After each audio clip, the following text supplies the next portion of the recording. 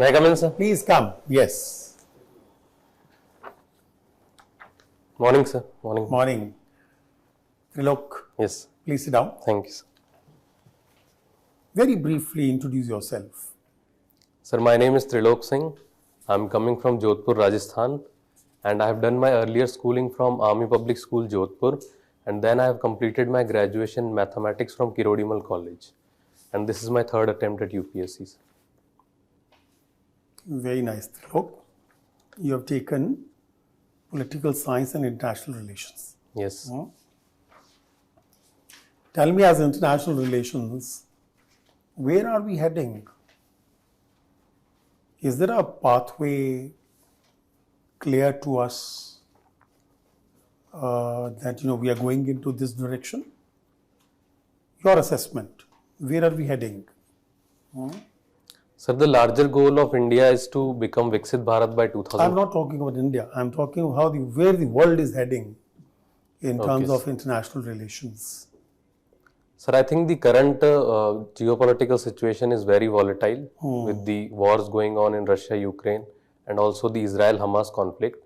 And also, sir, we are seeing a rollout of deglobalization, sir.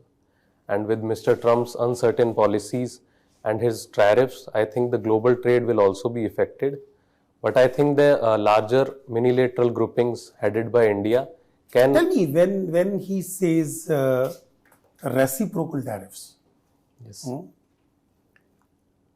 Now, in case he carries out his idea of reciprocal tariff, do you think it will be the end of WTO?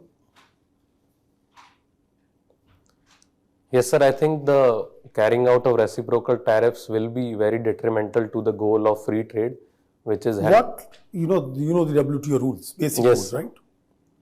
Now, what basic rules a reciprocal arrangement of tariff can potentially violate?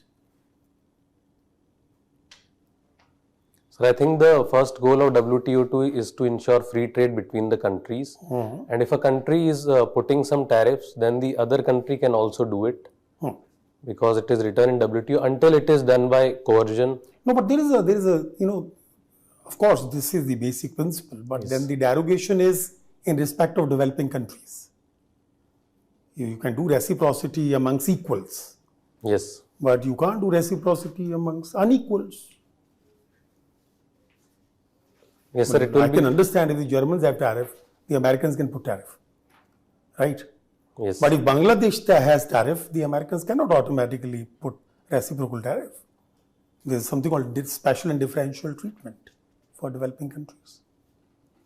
Yes, sir. It will be violative of the WTO principle, and the US has been not following the WTO mechanism. Also, they are blocking the appointment of judges also. So, I think WTO is currently at its weakest now. Tell me, is there a difference or similarity between, in terms of foreign policy, because you've written again here, because when I hear people, they give the impression as if non-alignment was a different thing and strategic autonomy is a different thing. But are they really different, or they are identical under different name? So the global realities in both the situations was very different. If we see in non-alignment, the world was bipolar at that time. It's a nomenclature or a substance? In substance, to me, both appear to be the same. Because NAM also meant strategic autonomy, in fact. Yes. And strategic autonomy also means strategic autonomy. Isn't it? Yes, the substance is the same, but currently we are following strategic autonomy as a means to... No, but why we are saying strategic autonomy now and not NAM? While the meaning is the same, the substance is the same, right? Yes. The nomenclature is different.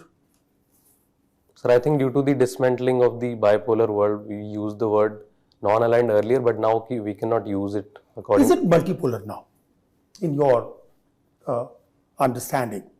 Is the world already multipolar, or it was always multipolar? Sir, currently we are seeing, we can say it is loosely bipolar, but in the coming 5 to 10 years, we can see multipolarity emerge. Loosely bipolar. Yes. Why loosely bipolar? Because economic strength is shifting from the Atlantic to the Pacific, and we have seen countries like India, Indonesia, they are growing economically also, but still it is a 5 to 10 years where we can see the strength building. Sir. You have heard about this whole talk about, President Trump saying, "Oh, I love Putin and I love Xi and they are my friends. There were only few exceptions here and there." Yes. Now just imagine if there is some kind of rapprochement between US, Russia and China. What implications would they have for India? Tell me, is it a possibility? Even remotely, even today there was an article where US says, I'm looking at a new understanding with China. If that happens, what do we do? Sir, I think it is nearly impossible for US to approach with China. I think Mr. Trump is signaling towards managing the competition which exists between US and China. That's good enough. You always manage. But still, sir, I think his larger Foreign focus... affairs, other than a strategic alliance in the sense or treaty-based alliance, is nothing but management of relationships. Unless you're part of a treaty, like NATO or earlier Warsaw Pact. If that treaty is missing, then it's management of relationship. Sir, economically, they may have an understanding to have cooperation, but I think strategically, China will always be a rival for US. Let it be, as long as they don't fight. But still, sir, US will support India in Quad and also to counter in the Indo-Pacific. Will that be a risk for us? No, sir, I think it is good. Sir. Okay. Trilok. Yes. The subject is PSIR. Yes. There is a utilitarian saying that my right to stretch my arm stops where the other fellow's nose begins. Okay? Interpret in terms of our constitution. Sir, I think it is about the right to freedom, liberty. Okay. I think where one person's liberty should not endanger the other's liberties. So the other part is the duty. Yes. So where in constitution rights and duties? Can you tell me? Sir, part 3 has the fundamental rights and part 4A contains the fundamental duties. Okay.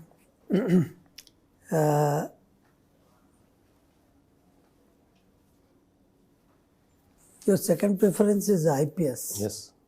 Okay. Now, adultery has been decriminalized, 377. You are aware? Yes. Good thing or bad thing?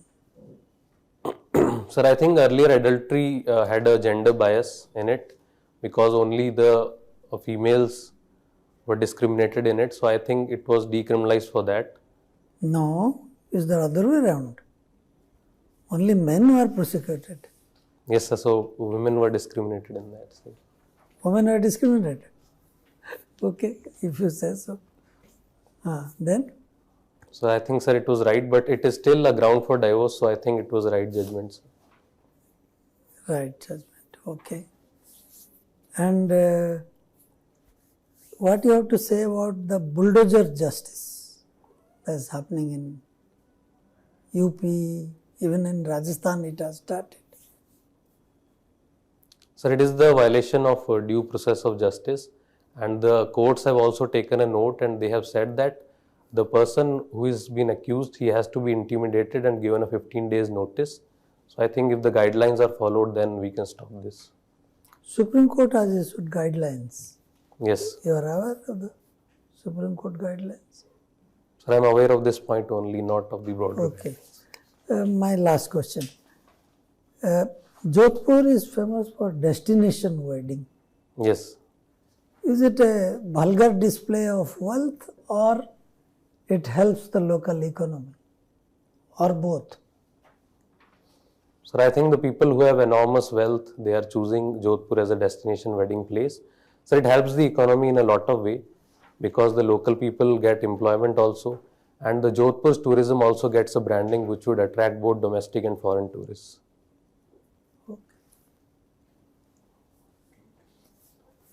No. Supreme Court also has passed some orders regarding decongesting the prisons recently. Are you aware of those? Yes. They passed some orders recently. What is it? Can you tell me? Sir, I'm not aware of the exact order. But the gist of it, or your understanding of it? Yes, sir. Various committees have often noted that the prisons need to be decongested, and also the first-time offenders have to be kept separate. What are the Supreme Court observations? Specifically, they have said something about remissions. You understand what is a remission? Or if you don't, then we can move on to next question. Yes, sir. I'm not exactly aware. Okay, let us leave it. Germany is heading for elections. Are you aware of it? Yes. What are the main issues in these elections, and what can be the implications for different parties winning those elections? Sir, I'm not aware of the larger domestic issues, but I think that people would be also voting according to the Germany's role in NATO, how they are funding. No, there is a party, AFD. This is the far right. Far right Yes. party. What will be the implication of them coming to power? And what was the controversy when Mr. J.D. Vance, the US Vice President, went there and he spoke something about it? Are you aware of that? Sir, if the far right party comes, I think they will have a stronger stance on anti-immigration also. Okay. And maybe Mr. J.D. Vance was also focusing on increasing Europe's funding in NATO also. No, he made some comments. He berated some European countries about something which is related to far right of Germany. If you are aware, then we can go, otherwise we'll move on.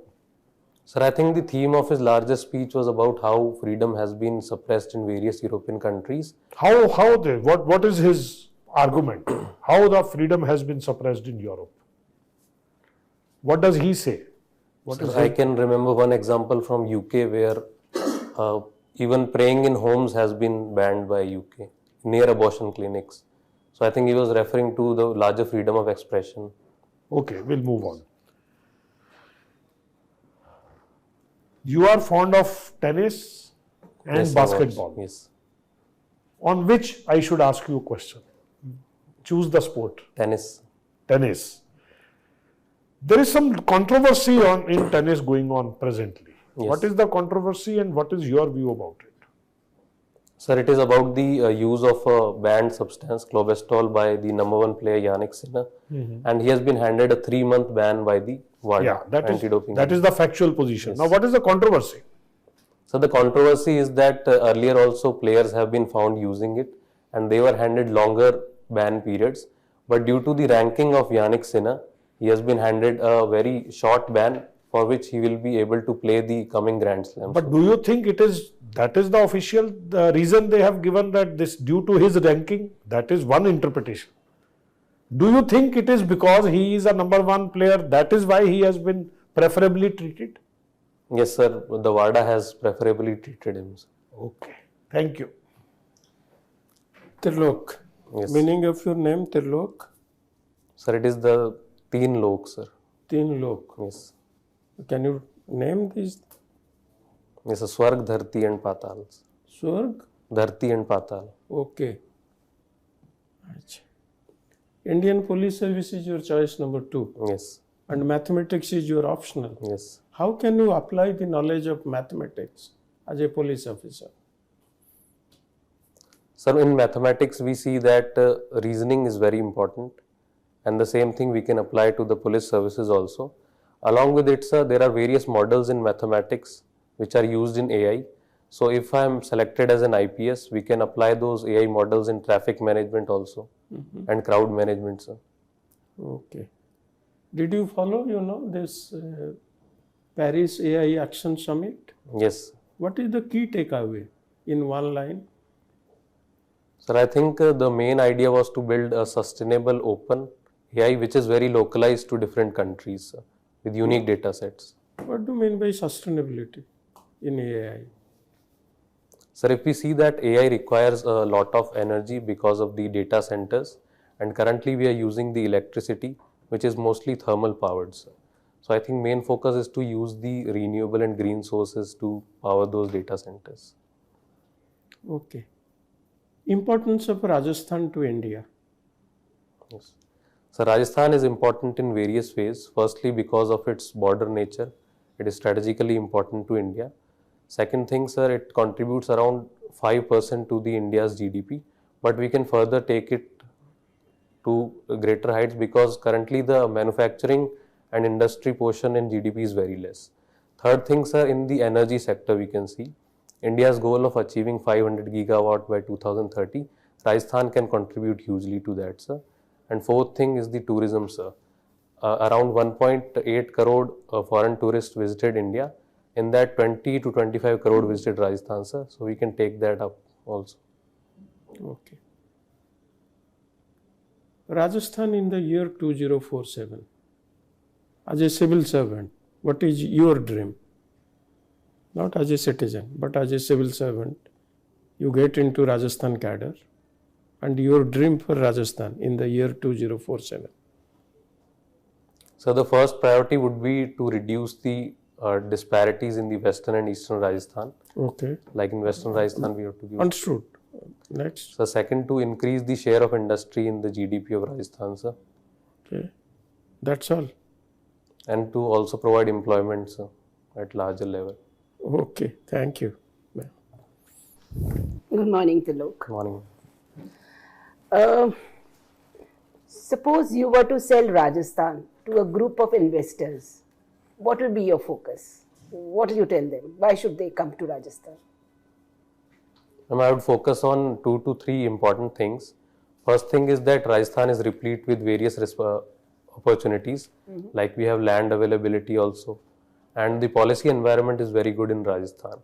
Like if you see industrial promotion policies there, MSME policies there. Okay. And also, ma'am, the strategic location of Rajasthan is very important because if we see the earlier also, Rajasthan lied between Delhi and Gujarat. So connectivity is good. Yes, ma'am. Okay. And ma'am, the workforce and the skill is also very good because we have various institutions like IIT, AIMS, and also other research institutions which can help in. What about its geographical features? Yes, ma'am, that is very important for energy production. Okay. They say that the sand dunes of Rajasthan are now bearing fruits. What is the reference?